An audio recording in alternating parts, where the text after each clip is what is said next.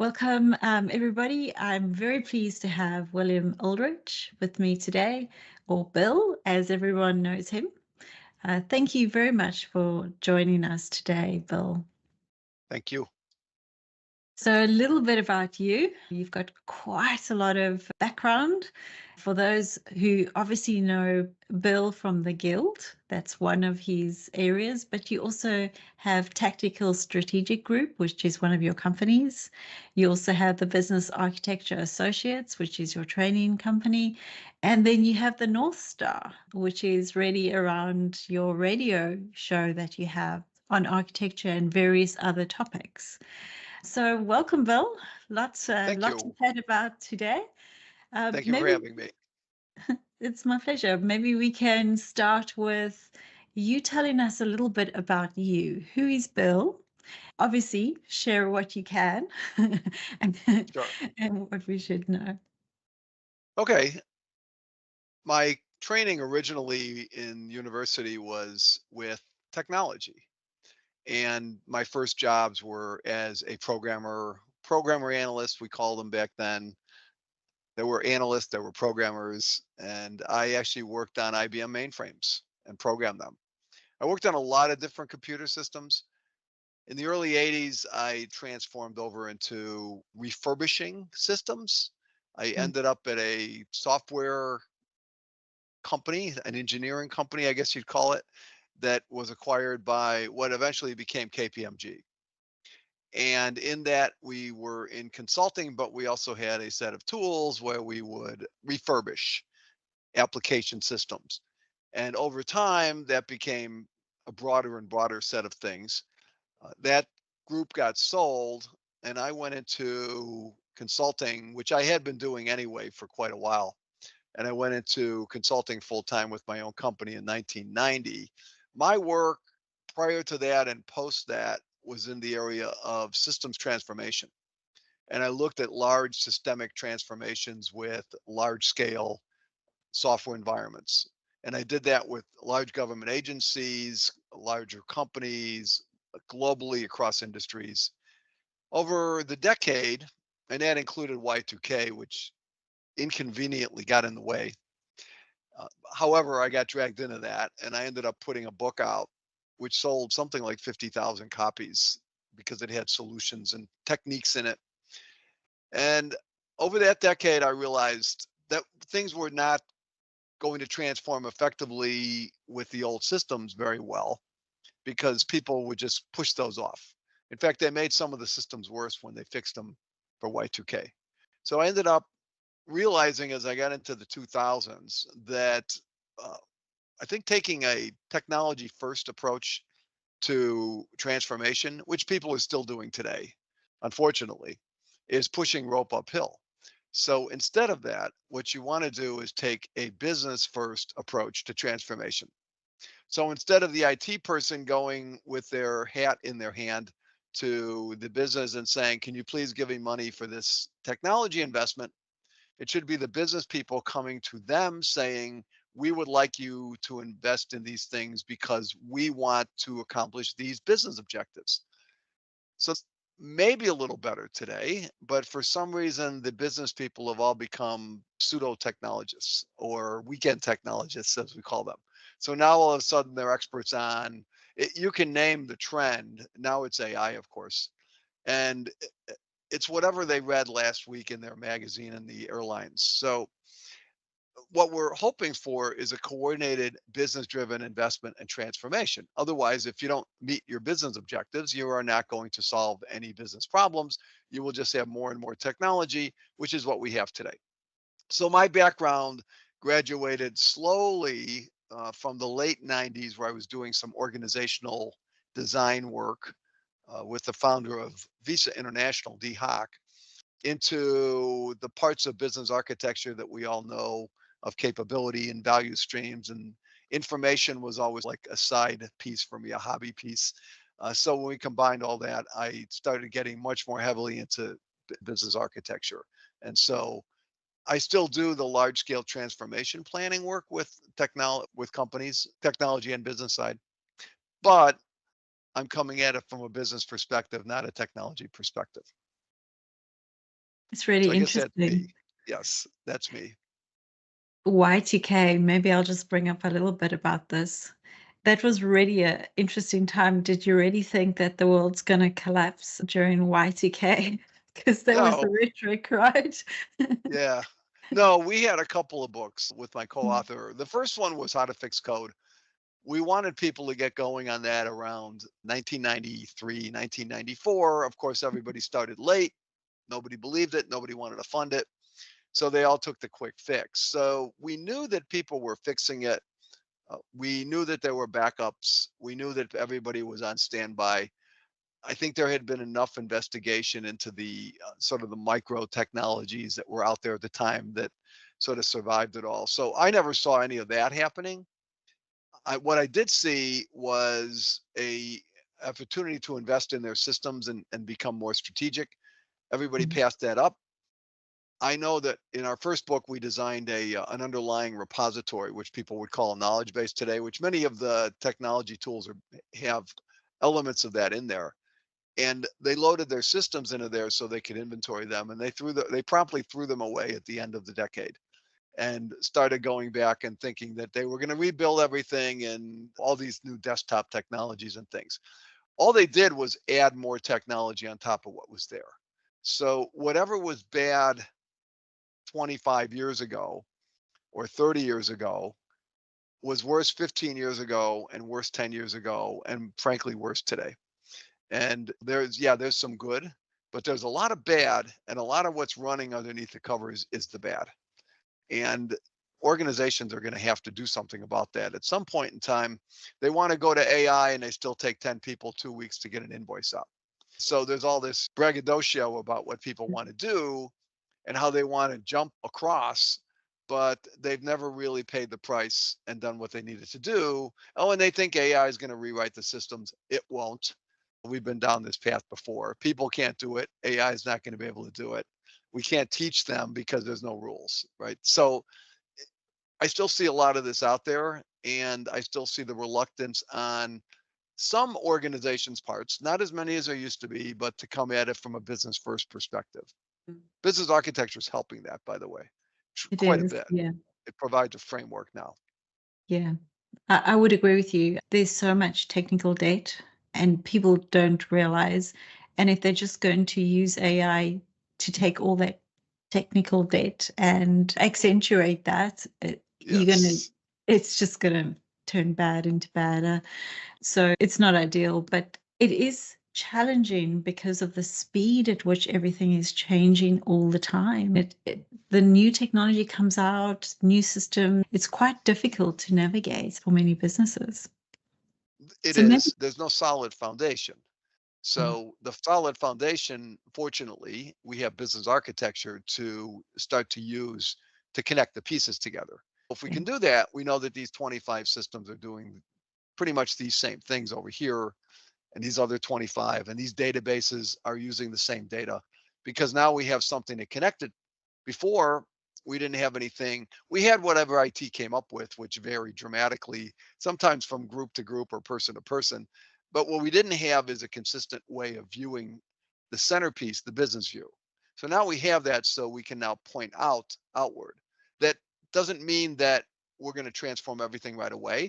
It doesn't mean that we're all going to go to the same technology or the same technology today as we will tomorrow.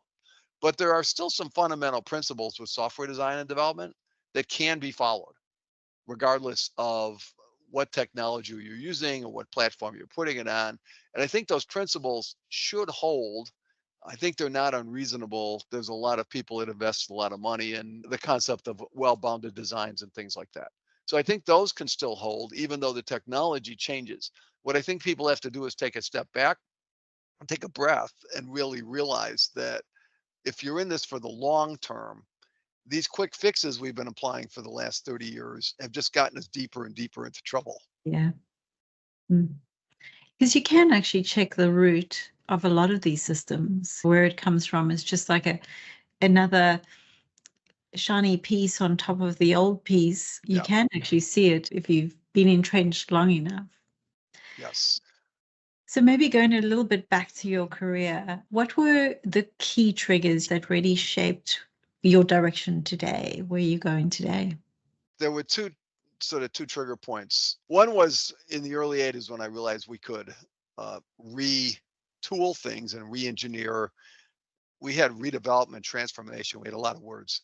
And then as I got through the 90s and getting into the 2000s and still working at both large companies, government agencies, and starting to really look at what's out there and the fact that nobody had done what we were suggesting they do 20 years prior, that the second realization was it's not going to happen because most of these systems, and I don't come out right away and tell organizations this, but most of these systems have moved past the point of no return in terms of bankruptcy.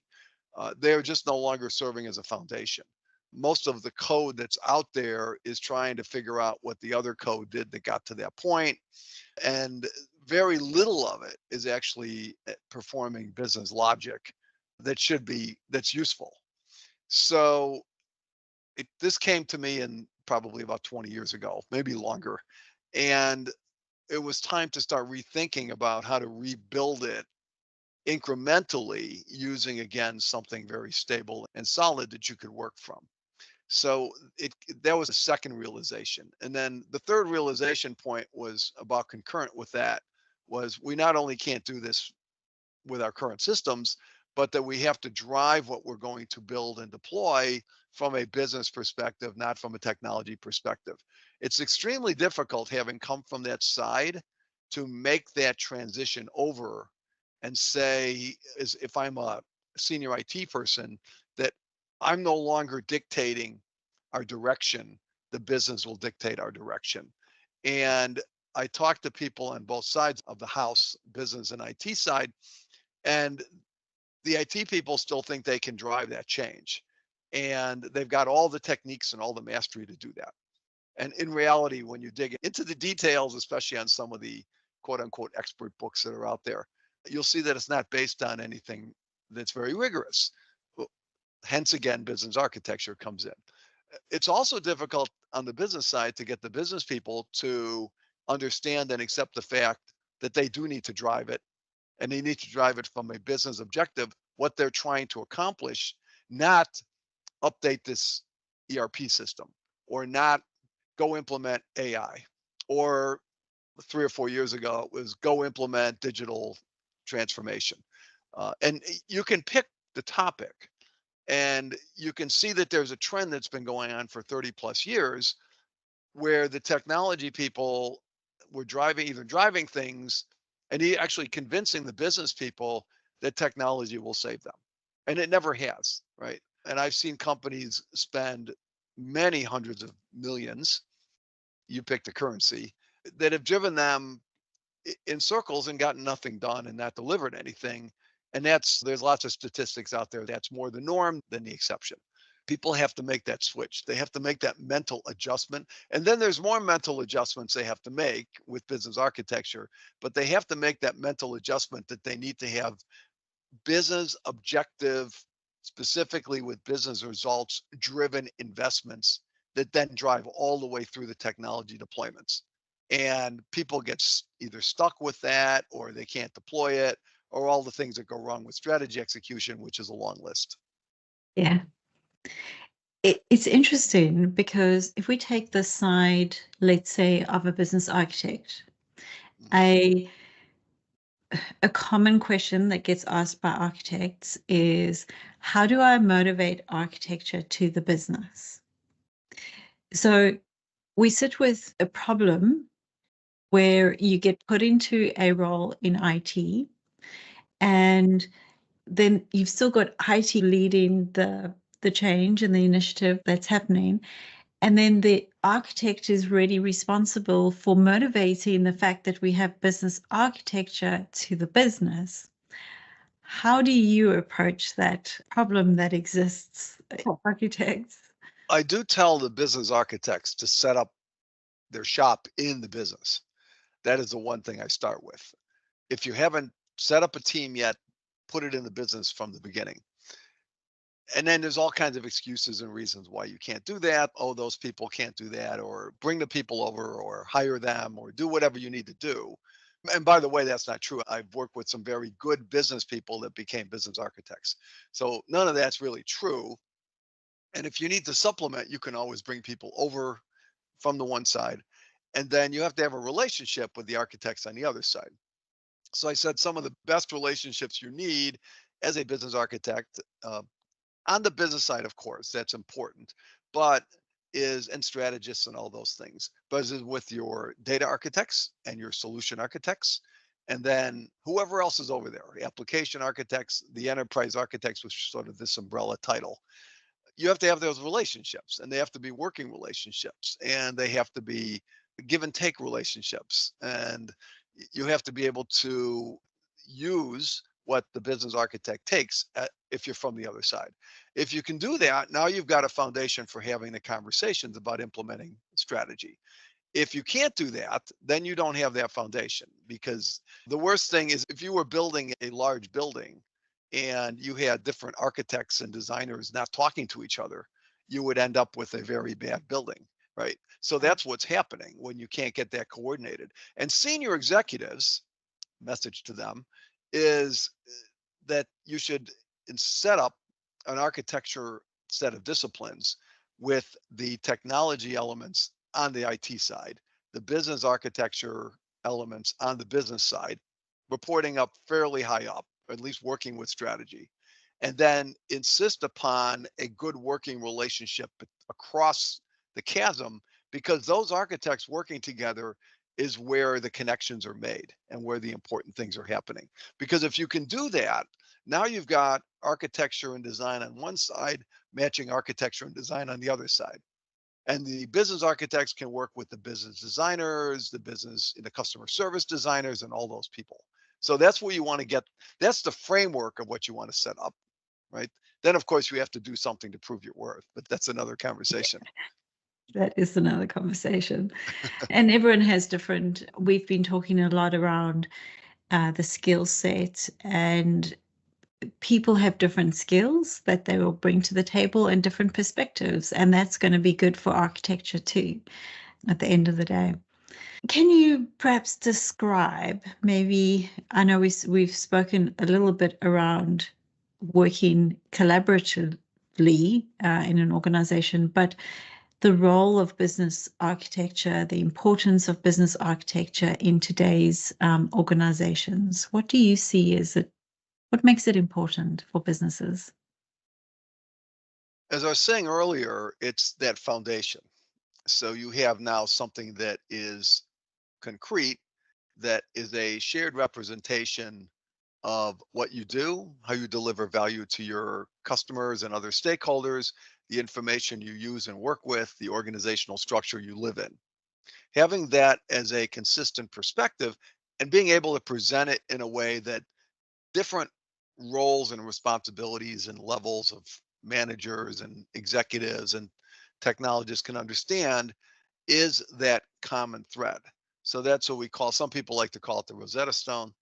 I wrote an article in 2010 with Mike Rosen called the Rosetta Stone, and talking about business architecture and capabilities. So you now have this common view.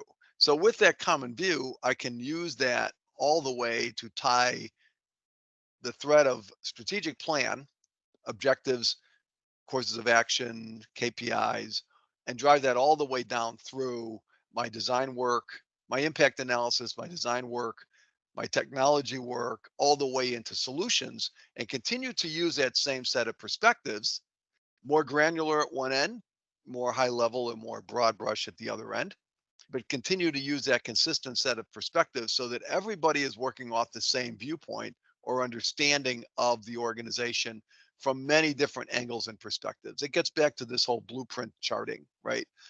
Everybody should be able to pull up the blueprints, right? So if a designer is thinking about something, they would know the blueprints positioned you here. If you are now implementing something, you would know that the blueprints suggest that you should do that in this way. So you still have a lot of latitude, but you've got that shared perspective so that everybody working at the solution end should know that they're working on an initiative, or they're working on software, or they're building requirements that's all tied back to the objectives Architecture. and the Yeah. courses of actions that you set up at the front. And that's all viewed through an architectural lens. Because so when you expand the lens and you get to that outer level, you have all those connecting parts that you can then make those connections. And then you expand at another level and you get into, you and I have talked about this a lot, requirements, and you Mm-hmm. can get into customer service design, customer journeys. You can get into a lot of those surrounding elements. And then you can also, of course, get over to the data architecture and the solution architecture and those elements. So when you build the knowledge base, you have a core, you have another level of business architecture, you have another level of business disciplines, and another level of IT architecture and IT disciplines. And if you have all those pieces connected, and again, people say that's going to take time. Of course, it does, but you have to have, just like you have people managing your operations, you have to have somebody managing your knowledge base that's in there.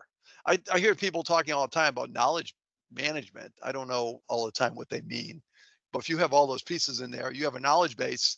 I don't know what better knowledge base or knowledge management environment you would have other than having all these connections. And the technology to do all this is in place. The underlying tooling for this is pretty much in place. There's lots of vendors out there that represent those connections, or with not a lot of work can build and make those connections. So there's no excuse to say there's no technology for me to build out that representation, but there is. And some tools are different than others, and some are better, some are worse. It's everybody's opinion. But there's lots of tools. And by the way, I'm glad to say there is more tooling that is evolving to support these perspectives than there had been if we go back 5 years Yeah. or 10 years. There was Yeah. very little choice out there. Mm. It's interesting though, because often what people will say is it takes too long or it's too expensive, but there's no measure against too expensive or too long. When somebody says, oh no, we don't want that, it's too expensive. Or if you have a builder come to your house and they go, it's too expensive to do what you want to do, but they haven't told us what it is going to Right. cost, and what's the long-term effect. And I feel like sometimes that happens with architecture when people are considering bringing in business architecture into the organization. It's going to take too long and it's too expensive. But how do you measure that? How do you measure what's too expensive? Because it's probably not. It's probably going to work out cheaper than adding more technical debt to your stack that you got to manage and filter through. There is an element of short-term thinking there that once you establish your knowledge base, then every initiative and every strategy you run through there gathers more information and builds it out. You do it as you go, right? You Yeah. just have to get that core. You can get a what we call a minimally viable business architecture baseline. You can get that in place, especially with the reference models, in just a handful of weeks. If you Yeah. have a particularly unusual particular business model, you might take a little longer. Mm. With the right skills, though, you could be able to do that. And then you start connecting the pieces. You can do it incrementally. And I've done that on large scale efforts where an enterprise architect would meet once a week with different subject matter experts and just start building out the connections to the current state systems. And then over time, as new things come in, you continue to make those connections. So now we've got this knowledge base that continuously evolves and gets richer and richer in terms of its ability. And then the next time through, oh, there's information in here. It's saving me time. If you think about time, every consultant we bring in to an organization spends the first 3 to 4 months doing some sort of an assessment. What if they didn't have to do that? What if everything they were looking for was there? What if you told them use what's in the knowledge base, and if you discover something that's new, add it to the knowledge base? Now we cut all that front end out.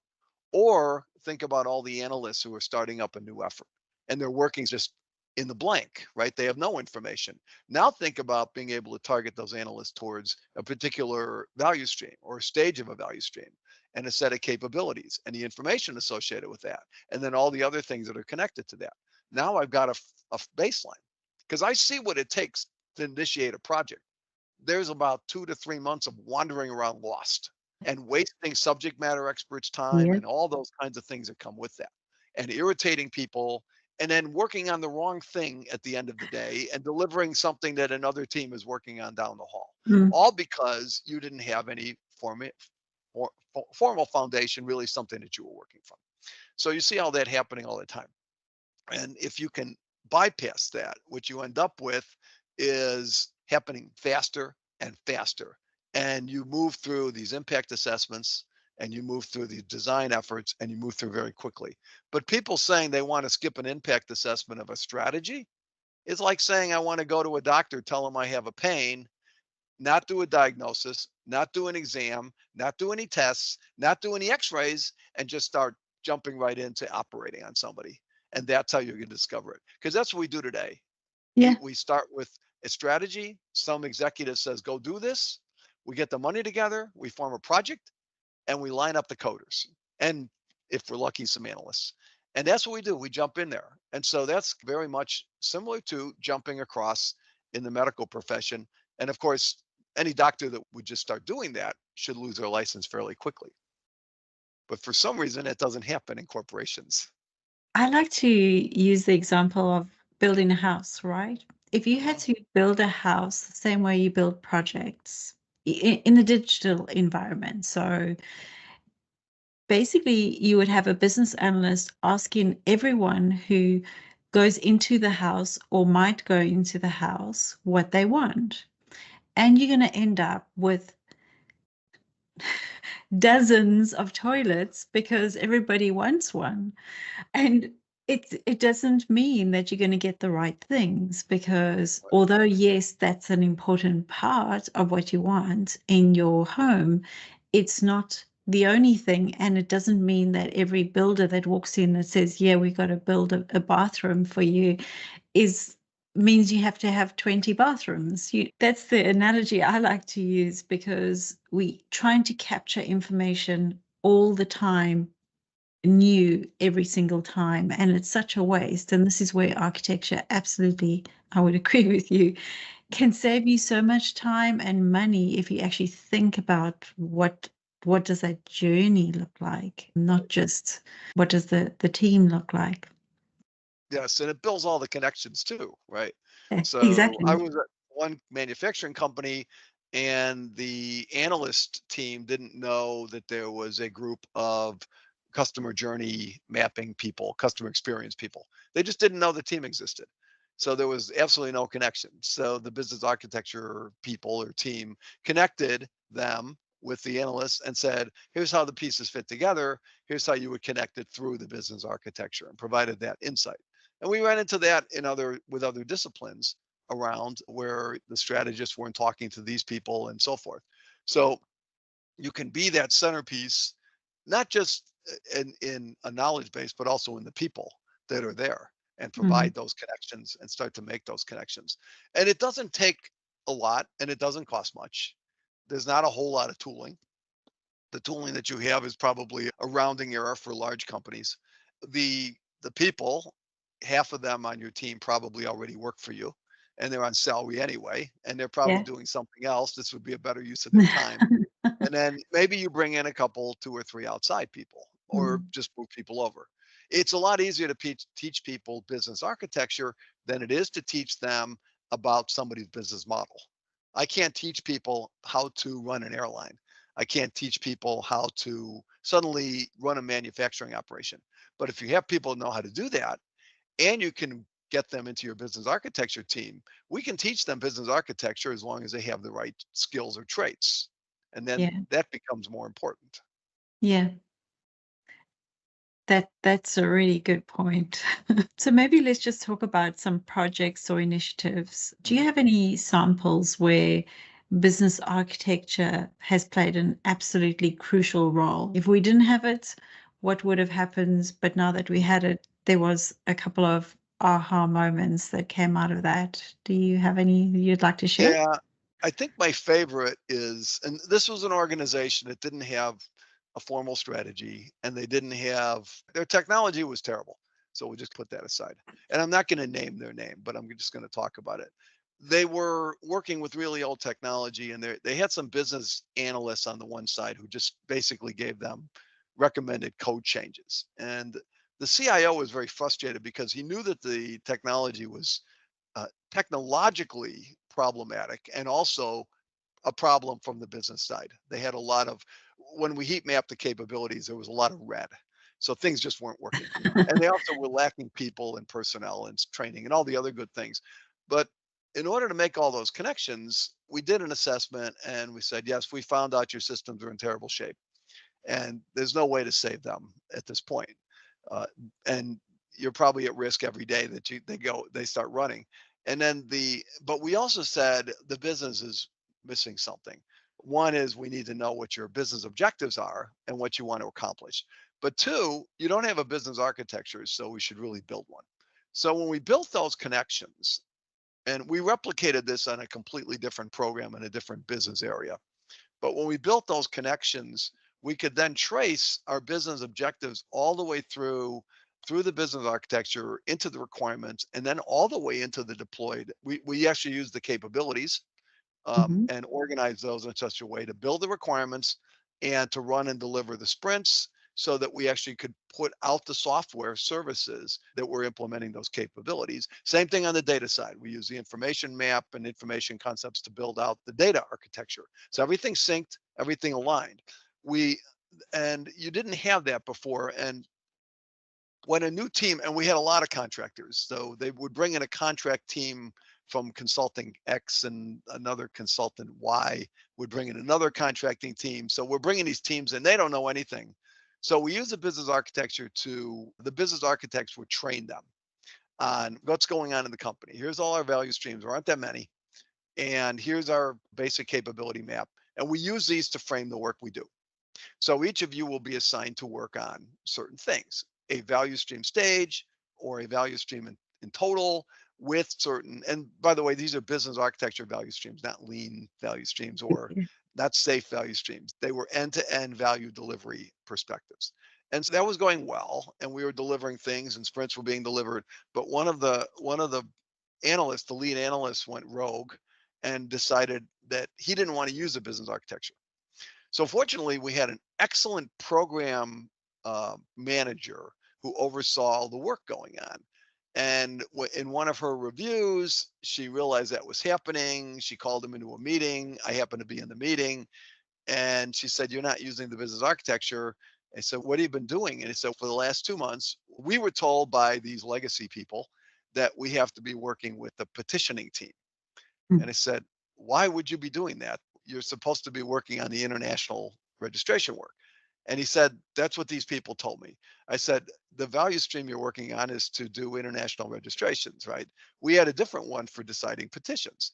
That was in the petitioning area." I said, "Did you know that there's an entire project team working with the petitioning group on the decide petition value stream? You're supposed to be working here, right? The petitions that are being filed are because this value stream doesn't work because there's no interaction and engagement with the outside customer." I said, "So the reason you're working on this is so we don't have to file so many petitions. We want what one of our KPIs was the number of petitions filed each year would drop by 60 or 70%. That was a KPI, but we can't do that if you don't do your job." So he refused to use the business architecture. So we had to bring another team in and reassign it back over to that work, the actual value stream with the actual subject matter experts, and start moving the work through. And then they got back on track very quickly. We could get a team active and working within about a week. And you want to be able to move teams around Mm. because this group had a right to change its strategic direction, not its whole direction, but pieces of its strategy every 90 days. And that was an agreement they had with the senior business executive portfolio manager. It's quite an ask. Yeah. But they did it. They didn't abuse it, but they did do it. And we were able to pick a team off and move them from one value stream, pick them up, move them over to the other. The capabilities largely overlapped, not entirely. The stakeholder set was different because the different stakeholders, different value stream, a different value proposition, right? But we were able to pick them up, move them over, and get them active and working within about a week. And it takes 2 months or 3 months to find your way around. Not if you're working with a blank sheet of paper, of course, but if you're working with something that has a central guidepost and everybody's working off of that, then you don't have that issue. You have the issue of being all of a sudden now you're really becoming agile. And I see safe agile teams bogged down in bureaucracy.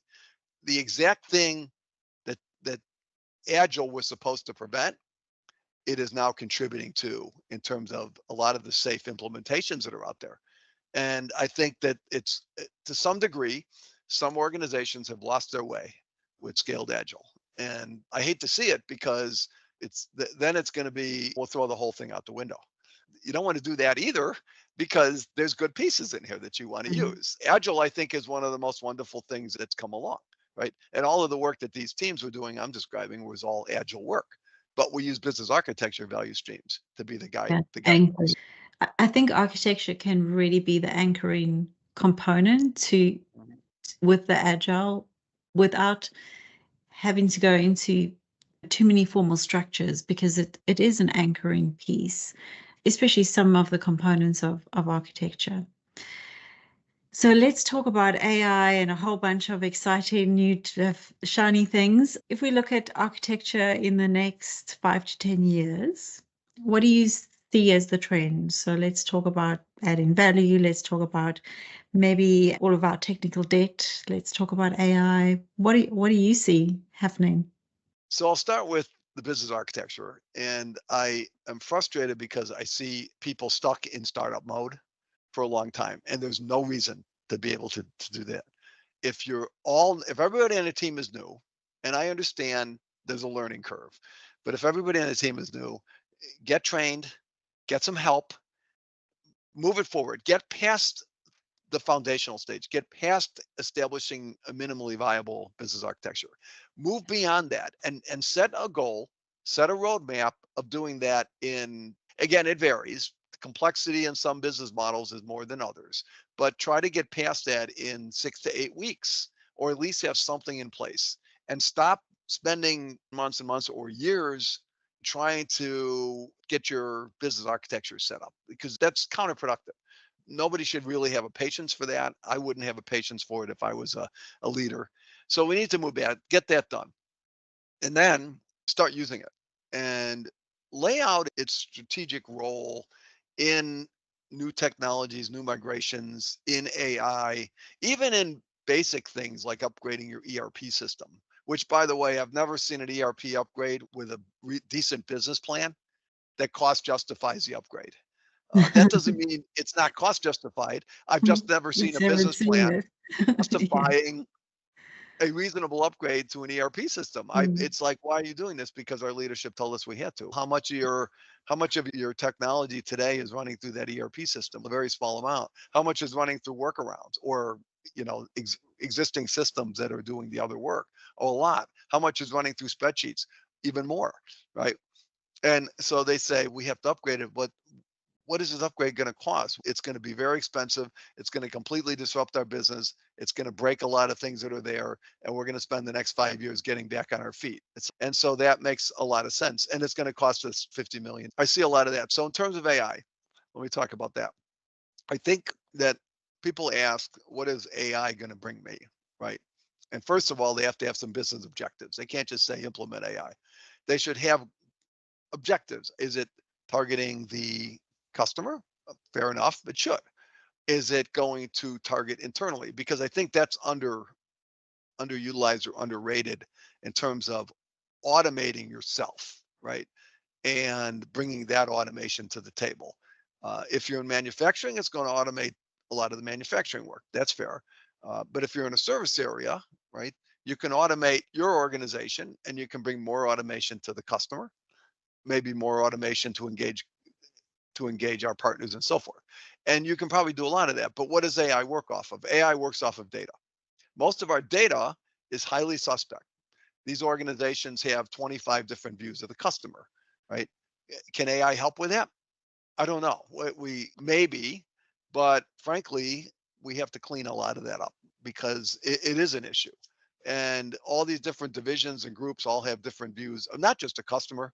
They have 20 different agreements with the same customer, but they've got 20 different instances of the customer, right?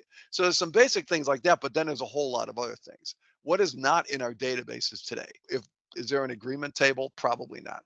Is there a decision table where I've captured all the decisions that are associated with other things I do? Is there an event table, which is tracking all the events that are associated with these other things? Do I track my work that I do through work queue tables and work task tables or work item tables. Do I have that ability? I don't see a lot of that out there. What I see is organizations that want to automate things, but don't know what they want to automate. They want to Yeah. bring AI to things, but don't know where they want to apply it. If you want to bring automation, they talk about digital twins. What are you going to twin? Twin the business. What are you going to base that on? Business architecture would be a good start, right? Yeah. AI, right? What am I gonna bring that intelligence to? What data am I gonna use? Wouldn't it be nice if I actually tracked and captured all those, and I use a court system as an example, all the filings of the legal proceedings, appeal or trial, all of the motions filed, the decisions associated with each motion, the evidence associated with each motion, and the events that occurred, if you want to get real granular, associated with each step of the way. So I can go out there and quickly find all that and do analytical assessments on it and then bring AI right to one of those court systems. So I see that people don't think about the hard work that goes on behind the scenes. And I've interviewed a couple of different AI people for my radio show, and they were both telling me one of the underlying issues is the data. The data that you have is not set up. It's not only not set up to do this, and it's not only corrupted, and it's not only redundant, but if you look at your databases, it's if you look at and compare a common business architecture information map with a database, several of those information concepts, some of which I was naming, are not going to be in your database. They're not captured. They're not used. They're not Mhm. tracked. Why? If we're going to hyper automate, or we're going to go to AI, or we're going to do all these other digital things, that data is what I need to be able to do that. Then I can incrementally move from people doing work, if that's your goal, to the automation doing the work, but I can still control it because I know what's inside that data. I can still go back and put a halt on it by blocking one of the pieces of data and saying, hey, I don't do this. I'm going to do it myself, right? Have they thought that through? My guess is no. There's a bunch of cool technology out there. Everybody will play around with it. Everybody will spend a bunch of money, billions of dollars in some cases, maybe in other cases less. And they're going to go back and say, oh, this doesn't work. It's frustrating. And I can't do what I want to do. So you have to have a plan and you have to have a foundation. And architecture should be, I don't know if I should make predictions because I'm not good at it. Architecture should be playing a central role more today than ever, and more tomorrow than today, and 5 years from now certainly a lot more, and 10 years from now even more. Because if you don't do that, you're just going to keep building all of these types of things Yeah. on a house on sand, right? We talked about a Yeah. house, so it's a Yeah. house on sand. Yeah, I think architecture is going to be essential for your AI because Yes. AI needs to have grounding. It needs a foundation. And Yeah. even if we decide maybe not to use the data that we have in the system, the good thing with architecture is you've got a lot of conceptual data.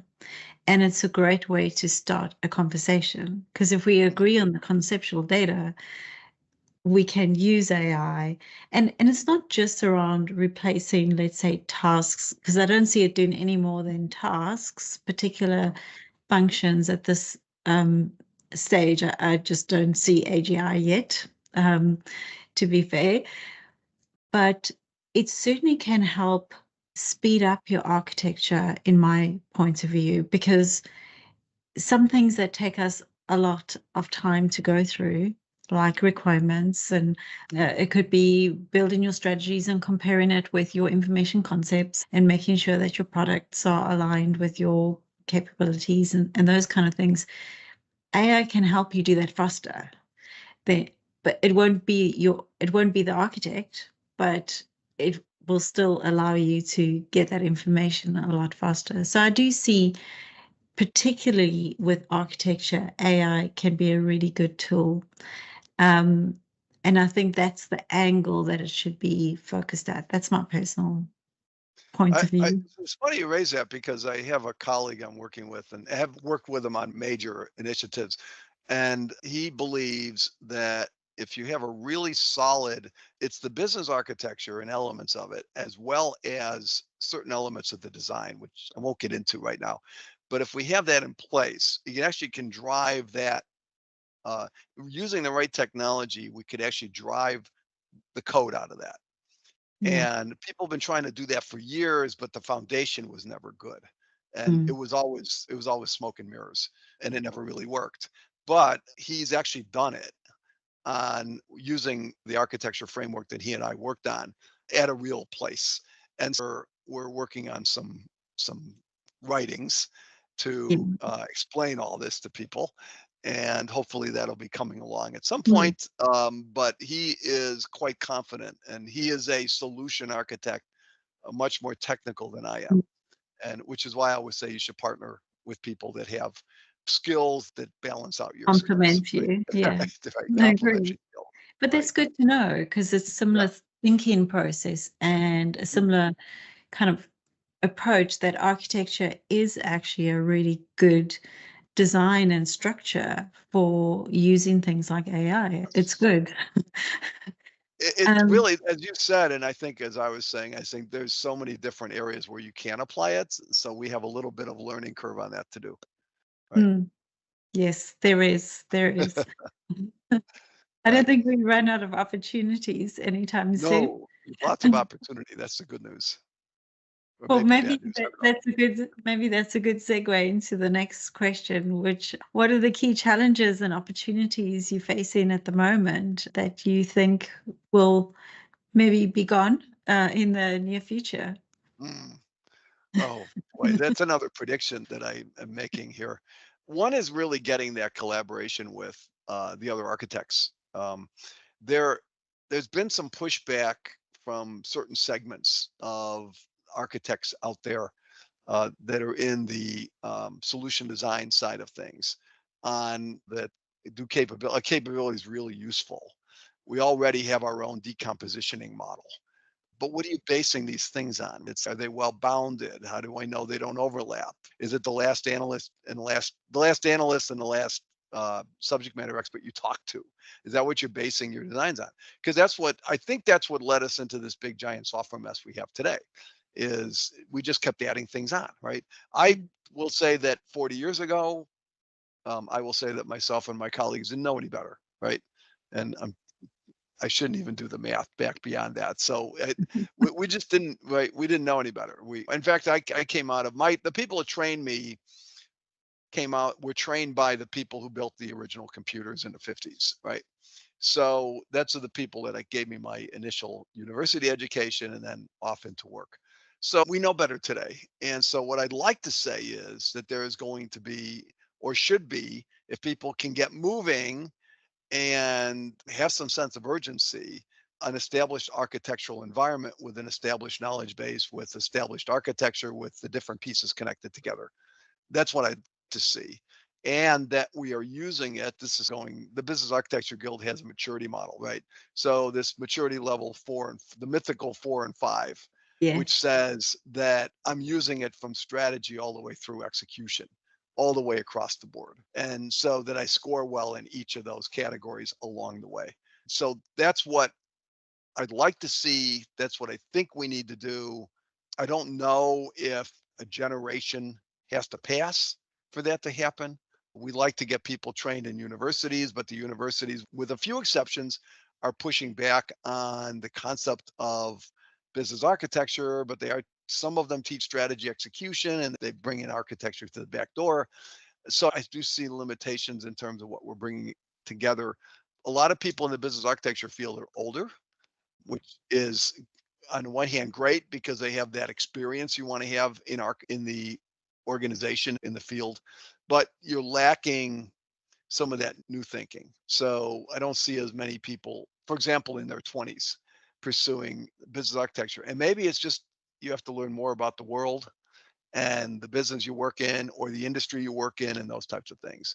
But what I'd like to see, it becomes much more ubiquitous and it Mm. starts getting used more broadly for a wider range of things. I'd like to say that executives will stop chasing the pot of gold at the end of the rainbow, but I've been seeing this for 40 years Mm. and longer, and so I don't know that's going to happen. James Martin told everybody that by the end of the 80s that we wouldn't need programmers anymore, and there was philosophically, some of those folks back then, those design people, had some good ideas, but none of the parts didn't connect. The parts didn't intersect. So today we have the opportunity with business architecture aligning to all these other disciplines and the technology side where we have that connection. There was recently rolled out the business architecture core meta model standard, an open industry standard for connecting the parts. There's going to be iterations of that. There will be other standards that connect to that so we can start to make all those connections. So what I'd like to say is 5 to 10 years from now, we'll be beyond all this building stage. And I always say this to people, but the executives will say, why don't we have a business architecture instead of why do we need a business architecture? Yeah. So it's like everybody should have one. I like your call to action as well to say, get on with it. Just It's do taking it. too It long. doesn't have to be long and difficult and traumatic. Wordsmith the death out of everything.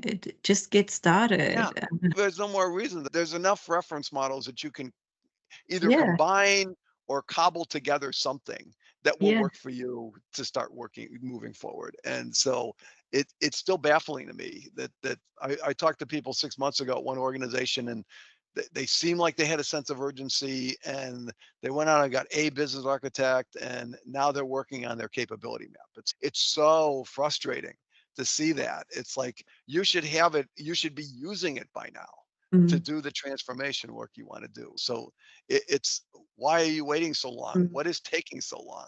mm. And it's not a money thing, right? Even one person with the right skills and a little bit of training and access to the reference models and maybe some help. Obviously, you could use some help. You should be able to move it forward. 2 people even faster, 3 people even better. Yeah, Um, right. So I think it's important. yeah. I would agree. On that topic, maybe let's talk about what are the key skills and competencies you see an architect needing today, but also in the future, because there might be a shift in the technology, the focus, and things like that. So, what are the skills that you see are needed?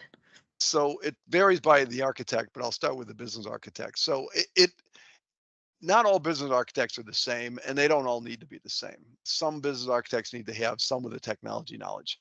So you should be able to graduate people over. But in general, business architects need to, and this is not hyperbole to say that they need to look at the big picture. They need to be able to zoom back.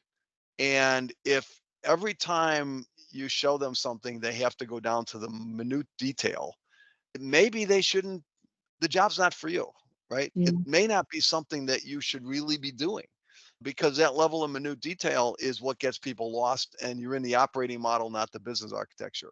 So I think people need to also recognize if they want to be a business architect, maybe they shouldn't be. Maybe there's other things they could do, or they're doing their current job very well Mm, and they should be happy with that mm, job. So you do have to see the forest for the trees. You do need to be able to think holistically. And again, that is so critically important. mm, You need to be able to, you should be able to communicate. I do think that, again, some people can pick this up quicker than others, but I think that a high business IQ, right? It's going to be very difficult for me to take somebody from a railroad and stick them in a large scale financial institution, or yeah. somebody from an insurance company and put them into a manufacturing company. I just don't think it's necessarily even wise to do that. And it's not fair to the person.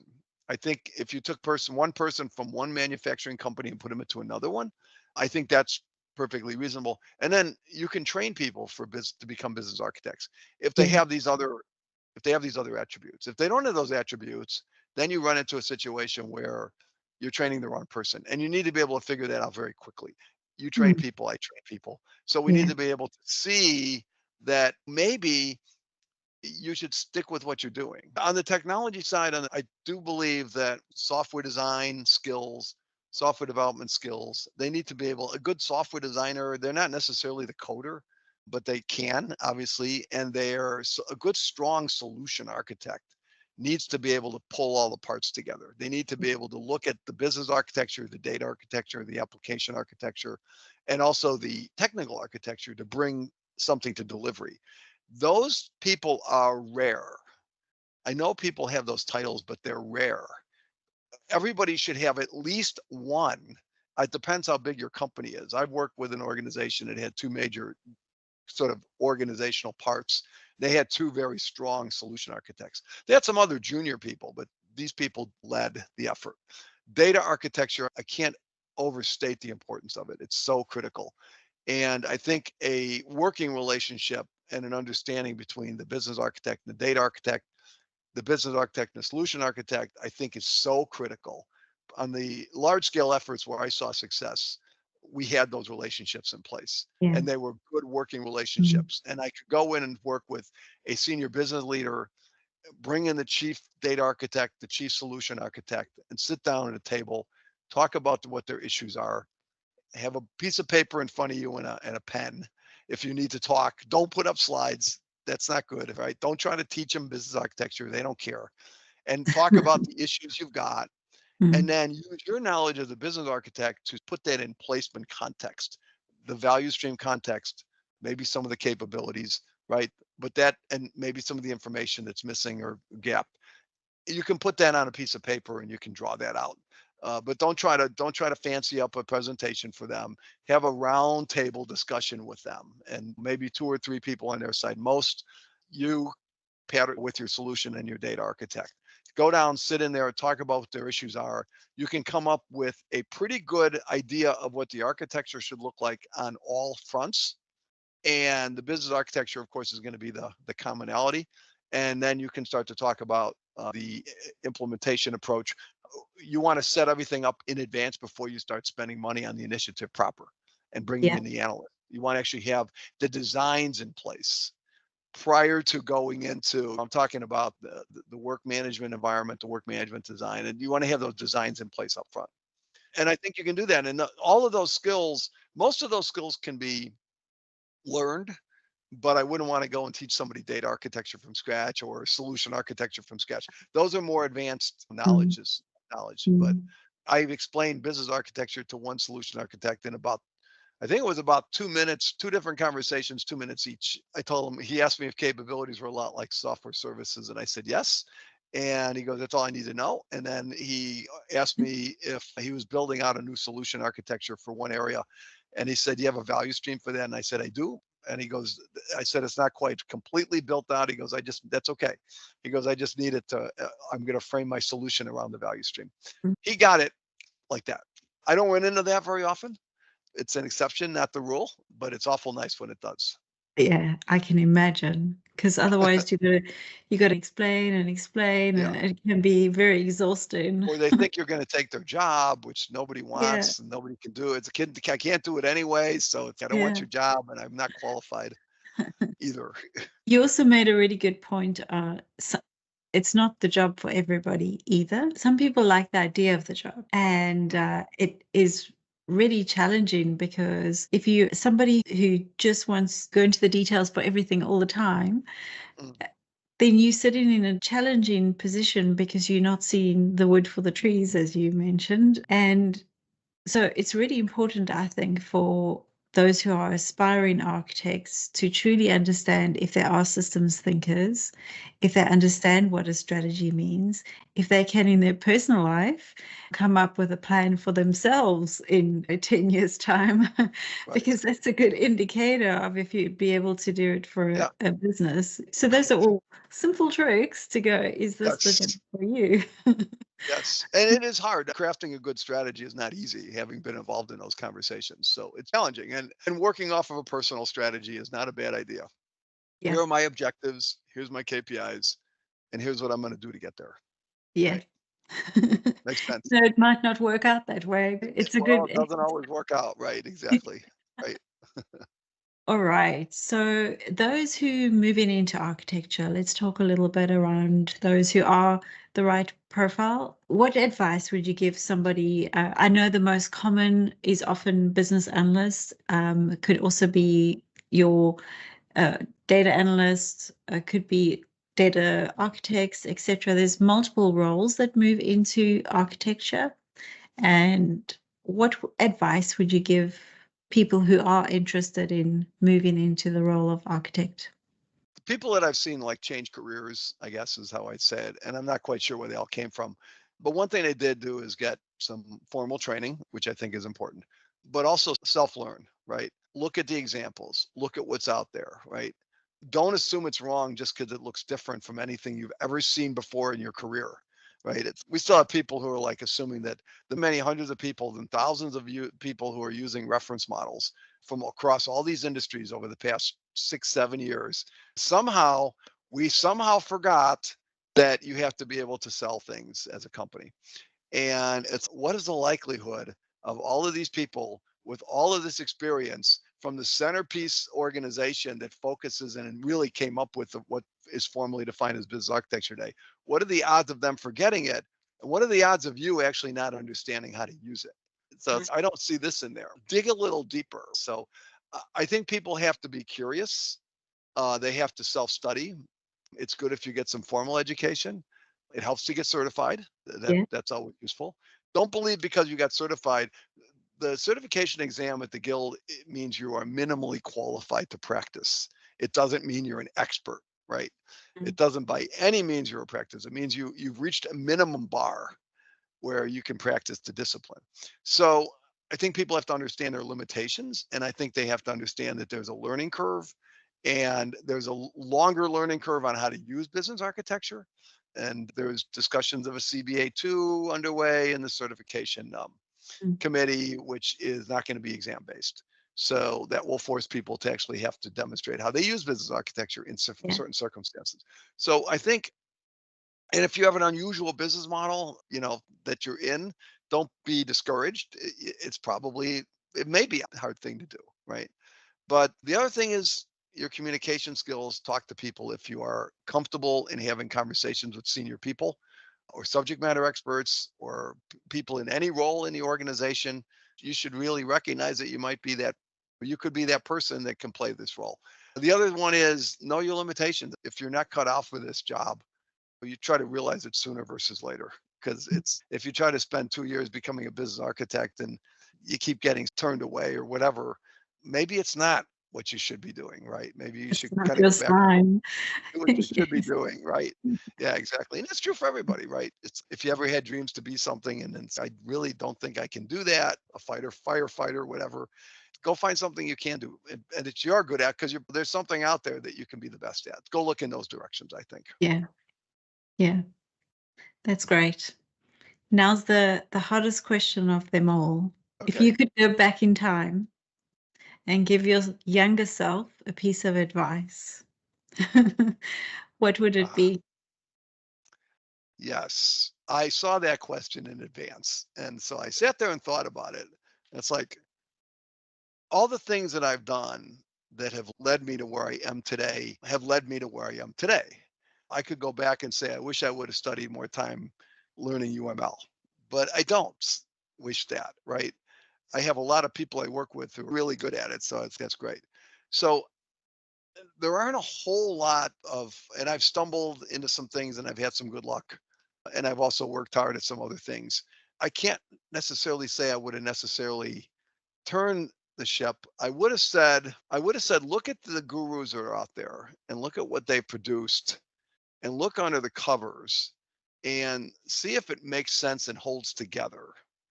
And if it doesn't, if there's no rigor under there, and I have a few in the back of my mind that fall into this category, that we used to put people up on pedestals back in the 80s and 90s.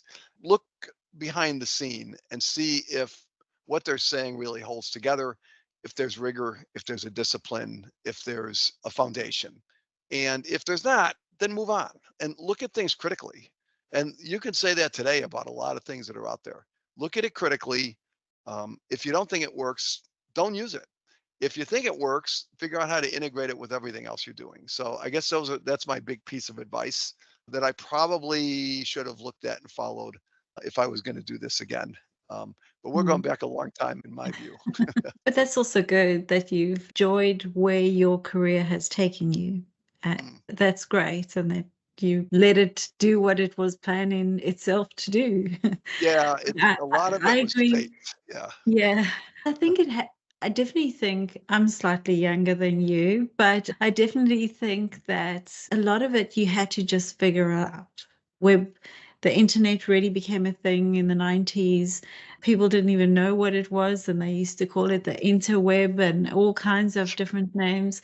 Right. And you just had to go with it and learn as you go and just be a lifelong learner and recognize that you'll figure it out as it happens. Yeah. Absolutely. I got into business architecture, I'll say later in my career. The thing wasn't there before. Mm.